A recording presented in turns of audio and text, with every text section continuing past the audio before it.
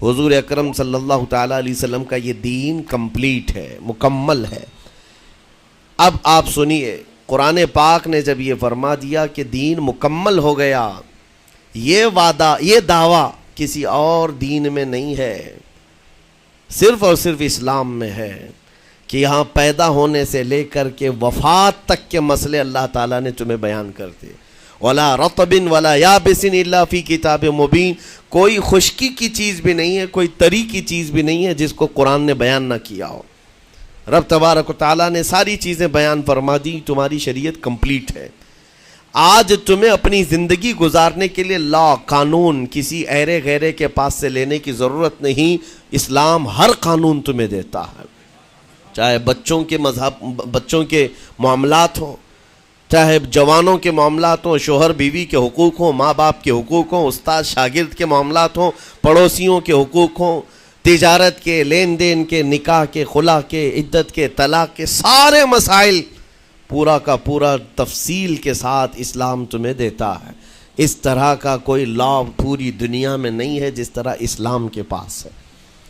ظاہر سی بات ہے، جب اسلام کے پاس اتنا بڑا مکمل نظام ہوگا تب تو پھر یہ ٹارگٹ نمبر 1 پوری دنیا میں ہوگا ہی ہوگا۔ یوں ہی اسلام سے لوگ نہیں چڑھتے، یوں ہی اسلام سے نہیں نفرت کرتے۔ ظاہر سی بات ہے کہ حسینوں سے ہی حسد ہوتا ہے، کوڑھی سے کون حسد کرے گا؟ جس کو کوڑ کی بیماری ہو اس سے کوئی حسد نہیں کرتا۔ ایک حسین دوسرے حسین سے بھی نفرت کرتا، حسد کرتا ہے، یا کم صورت والا اچھی صورت والے سے حسد فطری طور پر کرتا ہے۔ اسی لیے محاورہ کہا گیا ہے کہ حسینوں سے حسد ہوتا ہے، تو اسلام میں جو حسن ہے تو جتنے جلنے والے ہیں اتنے زیادہ حسد کرنے والے پیدا ہوتے ہی رہیں گے۔ اب آپ کے لیے یہ فخر کی بات ہے کہ دنیا جسے ٹارگٹ نمبر 1 کہتی ہے، جس سے چڑھتی ہے اور جلتی ہے، الحمدللہ رب تبارک و تعالیٰ نے وہ دین ہمیں عطا فرمایا۔ وہ اس لیے نہیں ہے کہ لوگوں کے چڑھنے کی وجہ سے میں فخر کر رہا ہوں، اس لیے کہ میرے دین کے علاوہ کوئی دین ایسا نہیں جو یہ دعویٰ کر سکے کہ ہم کمپلیٹ لا رکھتے ہیں، صرف اور صرف اسلام کے پاس ہے۔ میں یہاں کھڑے ہو کر کے یہ صرف الفاظ کی پھیکم پھاک نہیں کر رہا ہوں، چیلنج ہے یہ۔ پوری دنیا کے کسی بھی ریلیجن کے پاس وہ سارے مسائل نہیں مل پائیں گے جو دین اسلام کے پاس موجود ہیں۔ دین اسلام کے لیے اگر آپ کو میں بتا دوں کہ اس کا جو فقہ کا نظام ہے، مسئلے مسائل، جس کو اگر آپ پڑھنے کی کوشش بھی کریں زندگیاں بیت جائیں، صرف اور صرف ایک چیپٹر پر کتابیں لکھی ہوئی ہیں، صرف نکاح کے مسئلے کتابیں پوری ہیں، صرف طلاق کے مسئلے پوری کتابیں موجود ہیں۔ اتنا وستار کے ساتھ، اتنا تفصیل کے ساتھ کوئی دین نہیں پیش کرتا، صرف اور صرف اسلام ہے۔ یہ باتیں میں آپ کے سامنے کیوں رکھ رہا ہوں میرے عزیز ہو؟ تاکہ تمہیں یہ احساس ہو کہ اللہ نے کون سی نعمت تمہیں دی ہے۔ اسی آیت میں رب تعالیٰ فرماتا ہے وَأَتْمَمْتُ عَلَيْكُمْ نِعْمَتِي، میں نے اپنی پوری نعمت تمہیں دے دیا ہے، پوری نعمت تمہیں دے دیا ہے۔ احساس کرو کہ اسلام سے بڑھ کر نعمت کیا ملتی تمہیں، اسلام سے بڑھ کر کے کیا نعمت ہے، جس میں رب تبارک و تعالیٰ نے تمہیں اخلاق و کردار دیے ہیں، تعلیم کے لیے سارے۔ آپ کو ابھی اس زمانے میں پروپیگنڈے کے شکار ہو گئے کہ ہم جاہل قوم سے وابستہ ہیں، ہمارے ہاں جہالت زیادہ ہے، ہمارے ہاں بد کرداری زیادہ ہے۔ یہ عوام کو دیکھ کر کے لوگوں نے پروپیگنڈا بنایا، ورنہ تو ان کی حالت یہ تھی 18ویں صدی تک یورپ والوں کو روڈ بنانے کا طریقہ بھی نہیں معلوم تھا، اسلام نے سکھایا ہے۔ ان کو پارلیمنٹ میں بیٹھنے کا قانون نہیں معلوم تھا، اسلام نے قانون عطا کیے ہیں۔ ان کو عدالت چلانے کے معاملے معلوم نہیں تھے، اسلام نے پوری کتابیں پیش کی ہیں۔ اٹلی اور ڈنمارک جو آج یورپ کی کنٹریز میں شامل ہوتے ہیں، یہاں کے بادشاہوں کے بچے اسلامی علماء کے پاس اندلس میں پڑھنے کے لیے جاتے تھے، عیسائیوں کے، دوسروں کے، انگریزوں کے بچے، اور جب پڑھ کر کے آتے تھے اٹلی اور ڈنمارک میں واپس تو پورے لوگ ان کو دیکھنے کے لیے بھیڑ لگاتے کہ یہ علماء اسلام سے پڑھ کر کے آ رہے ہیں۔ دنیا کو قلم پکڑنا سکھایا ہے اسلام نے۔ آپ کو ابھی میں اس موضوع پر نہیں بات کر رہا ہوں جو اسلام نے پوری دنیا کو دیا ہے۔ آج یہ جو گھڑی دیکھتے ہیں نا ہر جگہ پوری دنیا کا ٹائم، سب سے پہلے مسلم علماء نے اس کو ایجاد کیا ہے۔ دنیا کو ٹائم دیکھنے کا طریقہ اسلام نے سکھایا ہے۔ آپ کو ایک دو نہیں، آج پوری دنیا میں میڈیکل سرجری جو بھی ہوتی ہے، آپ کو پتہ ہے چیر پھاڑ کرنا ہر جگہ ضروری ہو گیا ہے، آپریشن تھیٹر، ساری دنیا جو سرجری کرتی ہے اس کے بیسک قانون بو علی سینا اسلامی عالم کے لکھے ہوئے ہیں. آج بھی امریکہ کی یونیورسٹی میں یہ کتاب داخل ہے، کیلیفورنیا میں. اس اسلامی علماء نے جو پوری دنیا کو دیا ہے وہ ایک الگ ٹاپک ہے. وہ اس کی ترقی اور عروج کا وقت تھا. اسپین میں کیمسٹری میں سب سے پہلے ایجاد کرنے والے علماء موجود ہیں، جابر بن حیان ہیں، جو الجبرا پوری دنیا کو دیا ہے. آج ہر یونیورسٹی، ہر کالج میں الجبرا کا سبجیکٹ ہوتا ہے. کس نے لکھا ہے؟ دنیا کو چلنے کا سلیقہ اسلام نے سکھایا ہے، بولنے کا طریقہ اسلام نے سکھایا ہے. سیاست کے معاملات آپ کو پتہ ہے، پہلے کے دور کی سیاست یہ تھی، جو بادشاہ بن گیا اس کا راج ہے، اس کا قانون ہے. اور رات کو خواب میں کوئی چیز دیکھے تو صبح قانون بنا دے گا. بادشاہوں کا مزاج ہے، خواب میں کوئی چیز نظر آ گئی، صبح وہ قانون بن گئی. تو یہ تو سلسلہ چلتا تھا پوری دنیا میں. اور آج بھی دنیا اس بات کی قرضدار ہے کہ حقیقت میں سیاست کسی نے سکھائی ہے تو وہ عمر ابن خطاب کی سیاست ہے، صدیق اکبر کی سیاست ہے. خلفائے راشدین نے جو حکومت و سیادت کر کے دنیا کو دکھایا ہے اس کی مثال کوئی پیش نہیں کر سکتا. اسی لیے ہمارے اس دیش کے جانتے ہیں جن کو موہن داس کرم چند گاندھی کہا جاتا ہے، گاندھی جی کو آج سارے لوگ یاد کرتے ہیں. گاندھی نے یہ کہا ہے، اپنے دور کے حکومت چلانے والوں کو مثال اگر کوئی دے سکتا ہوں تو ابو بکر اور عمر کی دے سکتا ہوں، کیونکہ یہ کالپنائیں نہیں ہیں، یہ خیالی نہیں ہیں، یہ فیلڈ میں اترے ہوئے لوگ ہیں. وہ صدیق اکبر اسلام نے دیا ہے جس نے پوری دنیا کو فاقہ کشی میں خود رہ کر کے لوگوں کی بھوک مٹانے کا سلیقہ عطا کیا ہے. اس عمر ابن خطاب کو اسلام نے دنیا میں پیش کیا ہے، جس عمر فاروق کا حال یہ ہے پورا مدینہ رات کو سوتا ہے اور یہ خلیفہ وقت گلیوں میں گشت کر رہا ہوتا ہے کہ کوئی بھوکا نہ سو رہا ہو. آپ کو پتہ ہے وہ عمر ابن خطاب رات کے وقت گزرتے ہوئے ایک گھر کے قریب سے جا رہے ہیں تو دیکھا ایک مرد باہر بیٹھا ہوا ہے، اندر سے رونے کی آواز آ رہی ہے. اس کے مرد سے پوچھا آپ نے، وہ نہیں پہچانتا تھا. آپ کبھی حجاب ڈالتے، کبھی پردہ ڈالتے اور رات کو گلیوں میں مدینے کے گشت کر رہے ہوتے. اس مرد سے پوچھا کیا معاملہ ہے؟ کہا کہ میری بیوی کے بچے کی ولادت کا وقت قریب آ گیا ہے، درد ذہ میں مبتلا ہے اور گھر میں کوئی نہیں ہے، تکلیف ہے. جانتے ہو حضرت عمر فاروق رضی اللہ تعالیٰ عنہ اپنے گھر سے اپنی بیوی کو، اپنی بیٹی کو، اپنی بہو کو بلوایا اور کہا جاؤ یہاں پر گھر میں بچے کی ولادت ہونے والی ہے، اس کی تیمارداری کر. صبح تک خلیفۃ المسلمین کے گھر کی عورتیں ایک غریب کے گھر کی عورت کی تیمارداری کر رہی ہیں. جب بچے کے ولادت کی آواز آئی سب سے پہلے مبارکبادی دینے والے عمر ابن خطاب ہیں. اس سے کہتے بھائی تمہیں مبارک ہو، اللہ نے بیٹا عطا فرمایا. وہ خوش و خرم ہے کہ میرا کوئی رشتہ دار نہیں ہے، اجنبی رات کو آیا ہے اور مجھے مبارکبادی بھی دیا، میرے گھر کے سارے کام کاج بھی اٹھا لیا اور اپنی پیٹھ پر گھر سے بوریا لا کر کے آٹے اور راشن کا اس گھر میں پہنچایا اور کہا خوش و خرم رہو، اللہ نے تمہارے گھر میں برکت دی ہے. صبح اٹھ کر کے وہ لوگوں کو بتا رہا ہے اللہ نے رات کو ایک عجیب فرشتہ بھیجا، میرے گھر میں اکیلی عورت تھی، درد ذہ میں مبتلا تھی، 3 عورتیں بھی آئی اور ایک مرد بھی آیا، رات بھر میرے ساتھ بیٹھا رہا، مجھے کھلایا پلایا بھی، میرے گھر کی تیمارداری بھی کر کے گیا. لوگوں نے کہا جانتے ہو کون تھا؟ وہ عمر ابن خطاب امیر المومنین تھے. دنیا کو یہ سیاست کا سلیقہ دینے والا اسلام کا وہ عظیم سپہ سالار ہے. آج بھی آپ کو میں بتاؤں اٹلی میں اور ڈنمارک میں اور کچھ کنٹریز میں ایک دن منانے کا پرستاؤ پیش کیا جا رہا ہے. یہ نہیں کہہ رہا ہوں ریچرڈ کا یا ریمونڈ کا، کوئی جو بڑے بڑے ان کے سپہ سالار ہیں ان کا ایک دن منایا جائے گا جن کو مطلب کوئی بہت بڑا نوبل پرائز ملا ہو.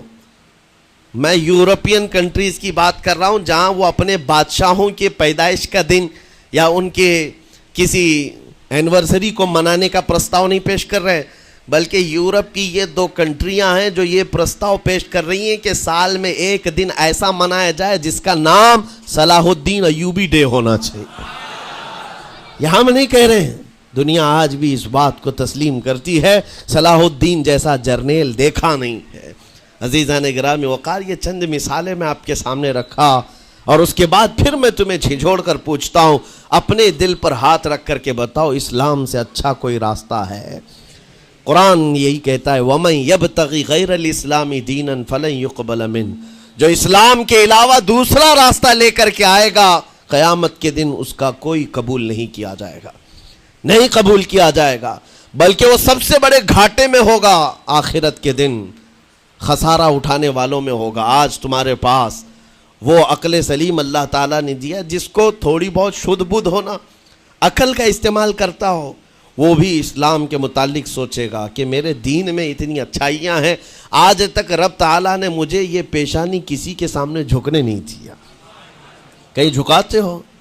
ارے کھانا کھاتے ہیں، کھانا تو روزانہ ضروری ہے، اور رزق کے معاملے میں تو لوگ ایسے، دنیا کہتی ہے پیٹ پوجا، ہم پیٹ پوجا نہیں کہتے۔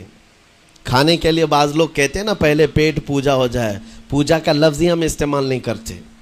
کھانا برتن میں رکھا ہوا ہے، آپ کے گھر میں کھانا لا کر کے دیا جاتا ہے، تو کیا آپ سر جھکا کر چاٹ کے کھاتے ہیں یا لقمے اٹھا کر ہاتھ سے کھاتے ہیں؟ ہاتھ سے کھاتے ہیں۔ باقی جانوروں کو دیکھو، بکری کھاتی ہے منہ جھکا کر کھاتی ہے، بیل بھینس وغیرہ سب سر جھکا کر کے کھاتے ہیں، رزق کو چاٹ کے کھاتے ہیں، ان کا سر جھک جاتا ہے۔ لیکن تمہارے سر کو رب نے اتنا محترم رکھا کہ روز جو تمہیں رزق کی ضرورت ہے اس کے سامنے بھی مت جھکاؤ۔ سر جھکانا ہے تو رزق کے سامنے نہیں، رزاق کے سامنے جھکایا جائے۔ تمہاری پیشانی کو محترم رکھا گیا ہے کہ تم جھکو گے تو کس کے سامنے؟ صرف رزاق، جو ہمارا پالنہار حقیقی ہے۔ اور حد تو یہ ہے میرے عزیزو، یہ دنیا کی واحد قوم ہے، یہ واحد مذہب ایسا ہے، یہودی ہوں، عیسائی ہوں، ہندو ہوں، کوئی بھی ریلیجن آپ لے کر کے آئیں، جس کو وہ بہت زیادہ مانتے ہیں یا جس کو گاڈ کہتے ہیں یا جس کو بھگوان کہتے ہیں، ان کی صورت بھی ہوگی، مورت بھی ہوگی، اور سامنے دیکھتے ہیں اور جھکتے ہیں، عبادت کرتے ہیں۔ لیکن تنہا مسلمان ایسے ہیں، کروڑوں مسجدیں ہوں گی، کہیں خدا کی کوئی تصویر دیکھا ہے؟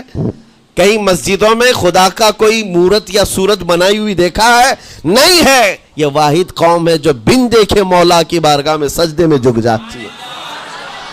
صرف بات اتنی ہے کہ ان کو یہ کہنا پڑے گا، اگر میں کہوں میرے نام پر آ جاؤ جھک جاؤ، نہیں، کوئی نہیں جھکائے گا۔ ہاں یہ کہنا پڑے گا امام کو بھی، اللہ اکبر، اللہ سب سے بڑا ہے۔ پھر کوئی پیچھے کھڑا ہوا یہ نہیں پوچھتا کہ کس نے کہا، کون پکار رہا ہے، پیشانی لے جا کر زمین پر لگا دیتے۔ کیوں؟ ہماری پیشانی خالص اللہ کے لیے ہے۔ میرے عزیزوں، یہ وہ پرائیورٹیز ہیں اور یہ اسپیشلٹی ہے آپ کے اس کمیونٹی کی، جس کو مجھے آپ کے سامنے رکھنا ہے۔ اتنی سارے اچھے گلشن کو چھوڑ کر اگر کوئی بربادی کی طرف جائے تو پھر سوائے بدنصیبی کے کیا ہے اس کے پاس؟ جس کو اللہ تبارک و تعالی وعدے کیا ہو کہ تم اپنی جان اور اپنے مال کے بدلے مجھ سے جنت خرید لو، جہاں پر سارے اخلاق و کردار اور دنیا کی سب سے اعلیٰ اخلاق تمہیں سکھانے کے دعوے کیے گئے ہوں، وہ چھوڑ کر کے اگر دنیا کہیں اور جائے تو پھر تمہاری یہ ہرما نصیبی ہے۔ ایک بات میں آپ کو بتاؤں، سکسیس کس کو کہتے ہیں؟ کامیابی۔ اور ہر کوئی یہ کہتا ہے کہ مجھے سکسیس کی طرف سفر کرنا ہے۔ 10ویں پاس نوجوان کو بھی پوچھیں کہ کوئی بھی کورس کر رہا ہے، آگے جا رہا ہے، کیوں جا رہا ہے؟ کچھ سکسیسفل لائف گزارنا ہے، کامیاب زندگی گزارنا ہے، اس کے لیے دروازے کھٹکھٹا رہا ہے۔ تمہیں پتہ ہے ان مسجدوں کے میناروں سے جو آواز گونجتی ہے اذان کی، اس میں ایک لفظ آتا ہے، سارے لفظ تو آپ کو یاد ہوں گے، اللہ اکبر بھی کہا جاتا ہے، اشہد ان لا الہ الا اللہ بھی، اشہد ان محمد رسول اللہ بھی ہے۔ اس کے بعد ایک لفظ پکارتا ہے مؤذن، حی علی الصلاۃ۔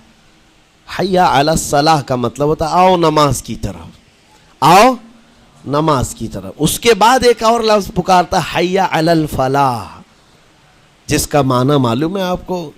مؤذن یہ کہتا ہے آؤ کامیابی کی طرف، آؤ کامیابی کی طرف۔ ٹوٹل یہ دن میں 10 بار مؤذن پکارتا ہے، فجر میں 2 بار، ظہر میں 2 بار، عصر میں 2 بار، مغرب میں 2 بار، عشاء میں 2 بار۔ کتنی مرتبہ پکارا؟ 10 بار پکارا تمہیں، آؤ کامیابی کی طرف۔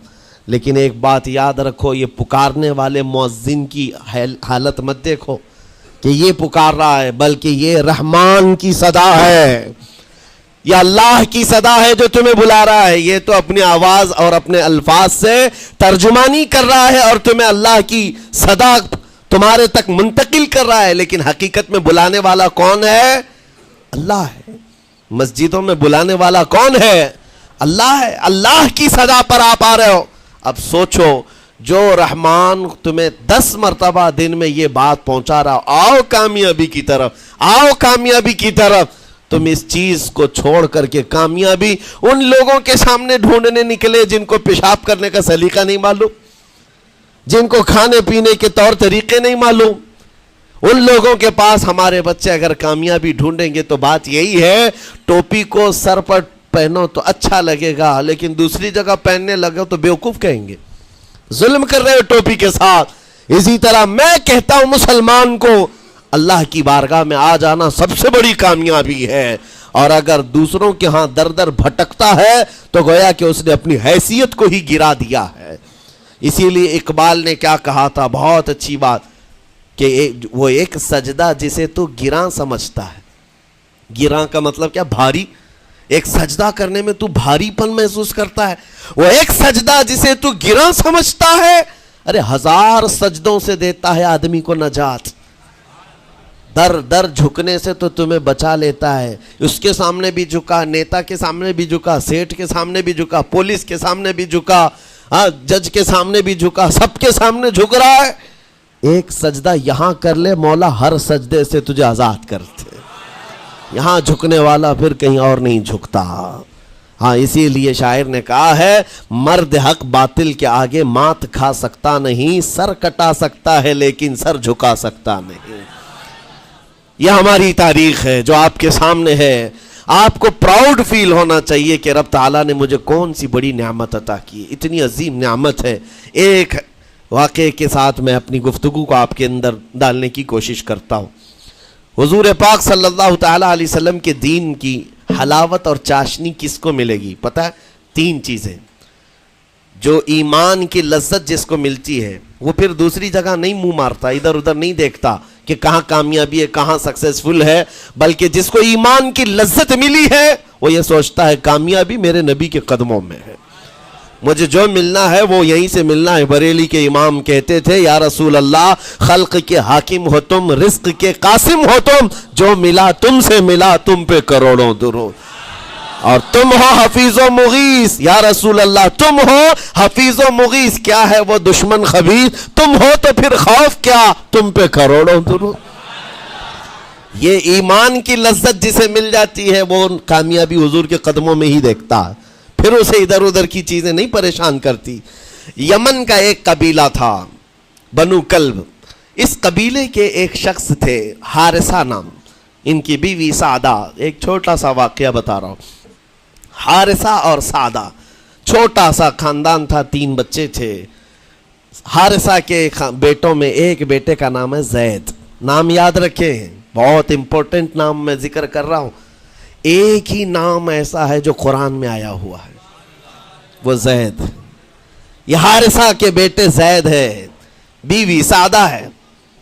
یہ حارثہ اور سعدہ 3 بچوں کے ماں باپ تھے، ہنسی خوشی زندگی گزار رہے تھے۔ سعدہ ایک دن اپنے بچوں کو لے کر اپنے میکے جا رہی تھی، راستے میں ڈاکوؤں کا حملہ ہو گیا، مال سب چھین لیا قافلے کا، اور اتفاق ایسا کہ یہ 8 سال کے جو زید تھے ان کو بھی ڈاکوؤں نے چھین لیا۔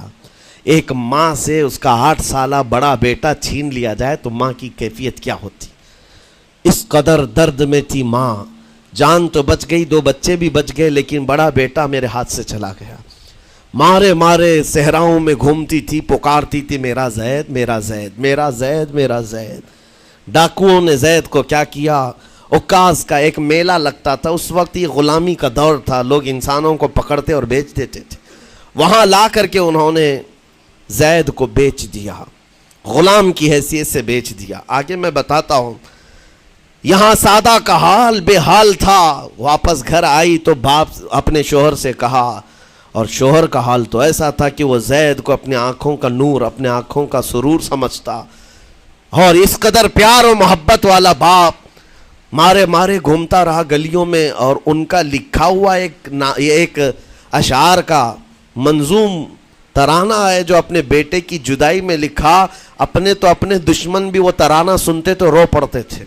ایک باپ کا درد اپنے بیٹے کی جدائی میں, بہت روتے تھے, بہت. ماں بھی دن رات روتی, باپ بھی پہاڑوں پر چڑھ جاتے اور وہاں سے صدا لگاتے, اے آسمان اگر تو نے زید کو دیکھا ہے تو میرے حوالے کر دے. زمین کے چپے کہیں اگر زید میرا زندہ ہے تو مجھے وہاں تک لے چل. یہ اشعار میں گنگناتے تھے, روتے تھے. اور زید کا کیا ہوا؟ عکاظ کے میلے میں بیچ دیا گیا. خریدا کون؟ حکیم بن حزام, جو حضرت خدیجہ رضی اللہ تعالیٰ عنہ کے بھائی لگتے تھے. یہ لے کر کے آئے اور حضرت خدیجہ رضی اللہ تعالیٰ عنہ اس وقت مکہ میں اور حضور پاک صلی اللہ علیہ وسلم کے نکاح میں. تو حضرت خدیجہ کے پاس یہ زید آ گیا, بھائی نے گفٹ کے طور پر دے دیا. حضرت خدیجہ کے گھر میں یہ زید جب آئے, اس وقت ان کی عمر یعنی 10-12 سال کے آس پاس رہی ہوگی. اور یہ ایسا لڑکا جو چھوٹی سی عمر کا, ادب اتنا تھا کہ ہر ایک کا ادب کرتا, بڑے اچھے خاندان سے تعلق رکھنے والا. ہوا کیا, ایک دن آفتاب رسالت, ماہتاب رسالت رسول پاک صلی اللہ علیہ وسلم کی نظر پڑی. دیکھا اخلاق و کردار میں کامل بچہ ہے, اور ایک ہی نظر میں بھاگ گیا. پوچھا حضرت خدیجہ سے, کہا کہ یہ غلام ہے, عکاظ کے میلے میں بیچا گیا ہے. حضور نے فرمایا یہ میرے حوالے کر دو, میرے حوالے کر دو. حضور نے جس کو پسند کر لیا ہو, حضور نے جس پر نگاہ رکھی ہو. اب وہ زید خوشی خوشی حضور کے پاس آئے. نبی پاک صلی اللہ تعالیٰ علیہ وسلم ان کے اخلاق سے بڑے خوش تھے, اور اس کے بعد محبت بھی ایسی دی, ایسی شفقت دی کہ زید کو نہ باپ کی خبر تھی نہ ماں کی خبر تھی. جو کچھ تھا وہ رسول اللہ کے پاس تھا. حضور پاک صلی اللہ تعالیٰ علیہ وسلم کی تربیت میں دن گزرتے گئے, بڑے ہو گئے, یہاں تک کہ 16 سال کی عمر تھی. ایک دن حج کے موسم میں یمن کا بنو کلب خاندان آیا ہوا تھا, اور وہاں حج کے دوران وہ لوگ زید کے باپ حارثہ کے لکھے ہوئے اشعار پڑھ رہے تھے اور لوگوں کو رلا رہے تھے. ایک ہمارے قبیلے میں باپ ہے جو بچھڑے ہوئے بچے کی یاد میں روز روتا ہے, اس کے اشعار تو سنو. لوگ سن کر کے رو رہے تھے, یمن کا کوئی ایسا باپ ہے جو یوسف گم گشتہ کی خبر میں رویا کرتا ہے. یہ لوگوں کی بھیڑ لگی تھی, اسی کے سامنے سے زید کا گزر بھی ہو رہا تھا. بنو کلب کے لوگوں نے زید کو دیکھا, پہچان لیا, یہی تو وہ بچہ ہے جس کی یاد میں اس کا باپ روتا ہے. اور اس کو بلایا اور کہا تیرا نام؟ کہا زید. باپ کا نام حارثہ. کہا یہی تو ہے جس کے غم میں پورے اشعار پڑے جا رہے یمن میں. زید سے کہا تجھے پتہ ہے تیرے باپ کا رو رو کر کے کیا حال ہو گیا؟ تیری ماں صحراؤں میں آواز دیتی ہے, پہاڑوں پر چڑھ جاتی ہے. ایک بچے کے لیے اس کے ماں باپ کی جدائی بتا دینا کتنی بڑی بات تھی. میرے عزیزوں, سالوں کی یہ گم گشتہ خبر پھر سے واپس مل گئی ہے. زید نے کیا کہا کہ اب میرے ماں باپ سے جا کر کہہ دیں کہ رونا دھونا بند کریں, اونٹوں کی طرح ادھر ادھر بھٹکنا بند کریں, انہیں میرا سلام پہنچائیں اور کہیں انہوں نے جہان مجھے دیکھنا تھا اس سے بہتر جگہ میں ہوں, اس سے بہتر جگہ میں ہوں. یہ بنو کلب خاندان گیا یمن, جا کر کے باپ سے کہا, حارثہ سے اور سعدہ سے, خبر تمہارے لیے اچھی لائے, تمہارا گم ہوا بیٹا جو پچھلے 10-12 سالوں سے تمہیں نہیں مل رہا تھا وہ حرم کعبہ کے پاس ہمیں نظر آیا ہے. غلام بنا کر لوگوں نے بیچا ہے اسے, لیکن وہ ایک ایسے حسین و جمیل کی غلامی میں ہے, ایک ایسے حسن والے کی غلامی میں ہے کہ زید وہاں سے ہٹنا نہیں چاہتا. باپ نے کہا میرے کلیجے سے پوچھو مجھ پر گزرتی کیا ہے, اس کی ماں سے پوچھو, ایک نظر دیکھ لے گا وہ واپس ہماری جھولی میں آ جائے گا. دوڑتے دوڑتے یمن سے گھنٹوں یعنی جو مہینوں کا سفر تھا دنوں میں طے کر کے پہنچے. مکہ آئے, جیسی آئے تو رسول پاک صلی اللہ علیہ وسلم کو ڈھونڈا. حضور پاک مل گئے تو دھاڑے مار مار کر باپ رونے لگا اور کہا کہ اے محمد صلی اللہ علیہ وسلم, ہم نے آپ کے متعلق سنا ہے یتیموں کے والی ہیں, آپ کا دل بہت بڑا ہے, مجھ باپ کے اوپر رحم کیجئے, برسوں سے اپنے بچے کے لیے ترس رہا ہے, میں اور میری بیوی تڑپتے ہیں, صحراؤں میں آواز دیتے ہیں. حضور نے پوچھا ہوا کیا ہے تمہارے ساتھ؟ کہا ہمارا بیٹا گم ہو گیا تھا, برسوں ہو گئے تھے, لیکن سنا ہے وہ یہاں رہتا ہے. حضور نے پوچھا کیا نام ہے اس کا؟ کہا زید اس کا نام ہے, میرا نام حارثہ ہے.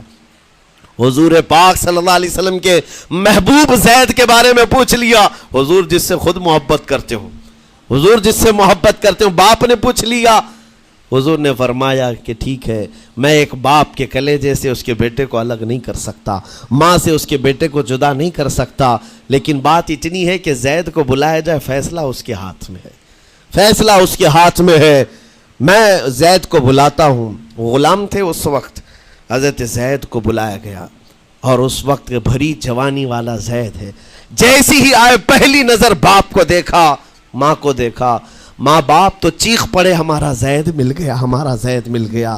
لیکن کمال کی بات میں دیکھتا ہوں ایسی دیوانگی پوری دنیا میں نہیں ہے۔ زید نے دیکھا اپنے ماں اور باپ کو، لیکن اسی وقت اپنی آنکھیں جھکا لی اور حضور کی طرف کر لیا، کہا نہ، ادھر پہلے حضور پاک صلی اللہ علیہ وسلم کی طرف۔ حضور نے دیکھا کہ زید ماں باپ کی طرف دیکھ نہیں رہے ہو، جو رو رو کر کے برا حال کر چکے ہو۔ حضور نے زید سے کہا پہچانتے ہو؟ کہا ہاں حضور، یہ میرے باپ ہیں اور یہ میری ماں ہے، یہ میرے چچا ہیں۔ حضور نے فرمایا پھر ملتے کیوں نہیں ہو؟ کہا سرکار اگر اجازت ہو تو ملوں گا، برسوں کا بچھڑا ہوا جوان ہے، آپ اجازت دو تو میں ملوں گا۔ نبی پاک صلی اللہ علیہ وسلم نے فرمایا جاؤ تمہیں اجازت ہے۔ جیسی گئے اس منظر کو جو بیان کیا گیا ہے میرے عزیزوں، ہم پڑھتے ہیں تو آنکھیں بھیگ جاتی ہیں۔ ماں لپٹ کر کے اپنے بچے کو ہر جگہ چوم رہی ہو، باپ سینے سے لگا کر کے دھاڑے مار کر رو رہا ہو، پہلے تو غش کھا کر گر گیا تھا، پھر افاقہ ہوا، یہ دردناک منظر تھا۔ اس کے بعد زید بن حارثہ کو کیوں نہ تکلیف ہو، غم کیوں نہ ہو، ماں باپ بچھڑے ہوئے اتنے سالوں کے بعد دیکھنے کو ملے، دل پر کیا بیت رہی ہوگی۔ میری ماں وہی جو مجھے خشکیوں میں پالا کرتی، تریوں میں پالا کرتی، میرا باپ وہی جو خون پسینے کی کمائی سے مجھے کھلایا تھا، آج آ گیا ہے۔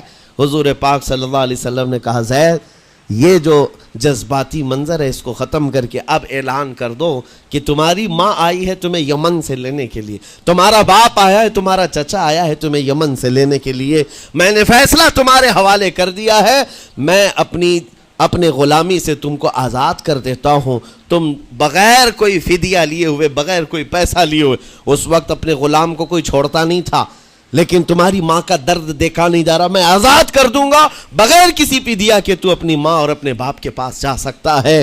اتنا حضور کا فرمان، آزاد کر دینا مکہ میں آسان نہیں تھا۔ بیٹے کو آزاد کیا حضور پاک صلی اللہ علیہ وسلم نے، تب جانتے ہو وہ کمال کا بیٹا ہے زید بن حارثہ۔ اسی وقت اپنی ماں کو دیکھتے ہیں، باپ کو دیکھتے ہیں، چچا کو دیکھتے ہیں، اور اس کے بعد مکہ والے یہ منظر دیکھنے کے لیے جمع تھے، مخاطب ہو کر کے کہتے ہیں اے سارے مکہ والوں گواہ ہو جاؤ، میں اپنی زندگی حضور محمد مصطفیٰ کے لیے وقف کر دیا ہے، میں نے محمد عربی صلی اللہ علیہ وسلم کے لیے زندگی وقف کر دی ہے، نہ مجھے یمن جانا ہے، نہ مجھے بنو کلب جانا ہے۔ ماں اور باپ دیکھتے رہ گئے۔ باپ نے پوچھا زید آزاد کیا گیا ہے اور آزادی کی زندگی کو چھوڑ کر تو غلامی کی زندگی کو قبول کر رہا ہے؟ زید بن حارثہ نے اس وقت تاریخی جملہ کہا تھا، کہا بابا آپ نے جتنی شفقت کی ہوگی یا 1000 ماں باپ مل کر اپنے بیٹوں پر جتنی شفقت نہیں کیے ہوں گے اس سے زیادہ شفقت محمد الرسول اللہ نے کیا ہے۔ میں 1000 آزادیوں پر اس ایک غلامی کو، میں 1000 آزادیوں کو قربان کرتا ہوں اس ایک غلامی پر، میرے لیے زندگی بھر یہ غلامی کافی ہے۔ اتنا کہا تھا میرے آقا صلی اللہ علیہ وسلم نے اپنے باہوں کو پھیلا دیا، سینے سے لگایا اور زید بن حارثہ کو لے کر خانہ کعبہ کے پاس آئے۔ میرے عزیزوں ان کا حال بھی ایسا ہے کہ اگر کوئی ٹوٹ کر چاہتا ہے تو یہ نہیں ہے کہ تو چاہ رہا ہے، بلکہ ان کا حال یہ ہے اتنا دیا سرکار نے مجھ کو جتنی میری اوقات نہیں، یہ تو ان کا کرم ہے، ورنہ مجھ میں تو ایسی بات نہیں۔ آتا ہے فقیروں پہ انہیں پیار کچھ ایسا، خود بھیک دے اور خود کہے منگتے کا بھلا ہو۔ حضور اکرم صلی اللہ علیہ وسلم زید بن حارثہ کو پکڑتے ہیں، خانہ کعبہ کے پاس لے آتے ہیں، ہجوم جمع تھا، مکہ والے سب کھڑے تھے، تب نبی پاک صلی اللہ علیہ وسلم اعلان کر کے کہتے ہیں اے مکہ والوں سن لو، آج سے زید کو میں نے آزاد کیا ہے، اور صرف آزاد نہیں، آج سے یہ میرا وارث ہے اور میں اس کا وارث ہوں، یہ میرا بیٹا ہے۔ حضور نے تنہا ایک ہی صحابی کے لیے کہا یہ میرا بیٹا ہے، اور اس کے بعد زید بن حارثہ کو لوگ جو مکہ میں پکارتے تھے زید بن محمد کہتے تھے. محمد کا بیٹا زید رسول پاک صلی اللہ علیہ وسلم کے بیٹا ہونے کا شرف پایا ہے. میرے عزیزو، یہ جنہوں نے حضور صلی اللہ تعالیٰ علیہ وسلم کے دربار کا ایک بار مزہ چکھ لیا تو وہ پھر یوں ہی کہتا ہے پھر کے گلی گلی تباہ، ٹھوکریں سب کی کھائی کیوں، دل کو جو عقل دے خدا تیری گلی سے جائے کیوں. حضور پاک کی گلی میں جو ایک بار مزہ لے لے وہ پھر دنیا کی ٹھوکریں نہیں کھاتا. اسی لیے آج تم سب کے لیے میرے عزیزو ایک ہی فرمان میرے آقا صلی اللہ تعالیٰ علیہ وسلم کا سنا کر رخصت ہوتا ہوں. ایمان کی حلاوت اس کو ملتی ہے جو اپنی زندگی میں سب سے زیادہ اللہ اور اس کے رسول سے محبت کرتا ہے. اللہ اس کے رسول سے محبت کرتا ہے. اور دوسری چیز یہ بھی ہے کفر میں جانے کو ایسا ناپسند کرتا ہو جیسے آگ میں ہاتھ ڈالنے کو ناپسند کرتا ہے. کفار و مشرکین کے میلے آج لگ رہے ہوں گے لیکن تمہارا امتحان ہوگا. مولا کریم ہمیں رسول پاک صلی اللہ علیہ وسلم کے قدموں میں کامیابی ڈھونڈنے کی توفیق دے. مولا کریم بس اتنی دعا ہے کہ ہماری زندگی جب تک رہے تیرے نبی کے وفاداروں میں شمار فرما. اور بارگاہ مصطفیٰ میں یہ عریضہ ہے یا رسول اللہ تیرے ٹکڑوں پہ پلے غیر کی ٹھوکر پہ نہ ڈال، جھڑکیاں کھائیں کہاں چھوڑ کے صدقہ تیرا. تو جو چاہے تو میل میرے دل کے دھلے کہ خدا دل نہیں کرتا کبھی میلا تیرا.